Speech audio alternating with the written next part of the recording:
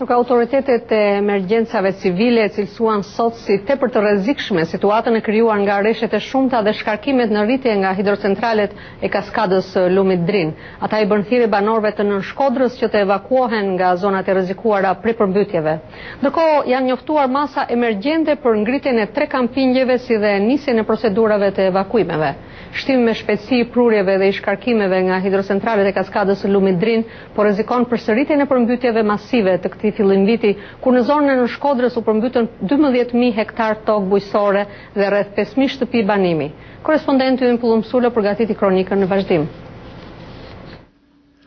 Rreziku i përsëritjes së përmbytjeve të muajit janar ka shtyrë sot autoritetet e emergjencave civile që t'i bëjnë thirrje popullatës për evakuim nga zonat e rrezikuara të Nën Shkodrës.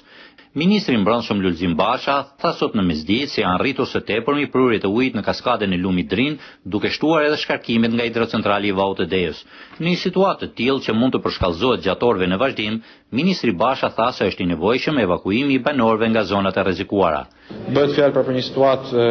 të precipituar në mënyrë thuajse të menjëhershme si rezultat i rreshjeve jashtëzakonisht të mëdha të rëna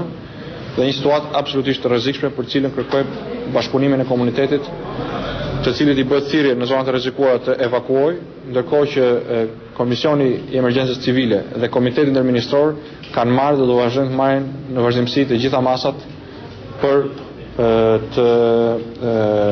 mbështetur komunitetin, për të mbështetur evakuimin gjatë gjithë kësaj kohe. Shtabi i emergjencave civile ende nuk ka bërë një llogaritje të sipërfaqes së tokës së përmbytur, por tashmë harta e përmbytjes po shtrihet me shpejtësi në komunat e Bushatit, anës së Malit dhe Dajqit, ndërkohë rrugët e fshatrave Obod dhe Darajat janë bërë të pakalueshme për shkak të rritjes së nivelit të ujit. Po sot në praninë të ministrit Basha është mbledhur edhe shtabi i emergjencave për qarkun e Shkodrës, ku është vendosur për ndërhyrje të ngushme në zonat e rrezikuara. Ngritja e 3 kampingjeve në Pentar dhe Suk Dajqit në komunën Dajq dhe në Bërdic për strehimin e personave, por në veçanti të baktive të lokaliteteve më të rrezikuara, siç është Daragjati, vënia në funksionim e planit të masave me transportin ujor për